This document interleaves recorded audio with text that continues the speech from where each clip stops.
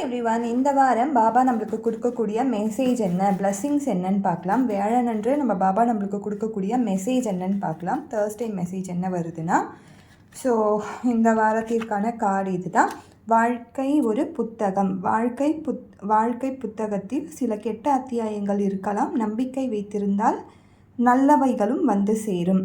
So ஏதோ ஒரு chapter நம்ம லைஃப்பில் நடந்துக்கிட்ட தான் இருக்கும். நல்லது கெட்டது மாறி மாறி தான் வரும். பேலன்ஸ்டாக லைஃப் இருக்குதுன்னா இது ரெண்டுமே மாறி மாறி வந்தால் தான் பேலன்ஸ்டாக போகுதுன்னு அர்த்தம்.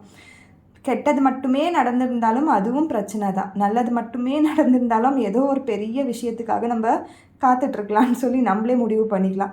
ஸோ லைஃப் பேலன்ஸ்டாக இருக்கணும்னா நல்லது கெட்டது கண்டிப்பாக இருக்க தான் செய்யும். இது கடந்து போகிறது தான் வாழ்க்கை. இப்போ கெட்டது தான் என் வாழ்க்கையில் நடக்குதுன்னு நினச்சிட்டு இருந்தாலும் கொஞ்சம் நம்பிக்கையோடு நீங்கள் வேண்டுகிற தெய்வத்துக்கிட்ட நீங்கள் வேண்டிக்கோங்க. கண்டிப்பாக இந்த அத்தியாயமும் இந்த சாப்டரும் மாறி ஒரு நல்ல புதுசாக பியூட்டிஃபுல்லாக நம்ம மனசுக்கு எப்படி ஒரு லைஃப் வேணும்னு நம்ம நினைக்கிறோமோ அது மாதிரி கண்டிப்பாக மேனிஃபெஸ்ட் பண்ணலாம்.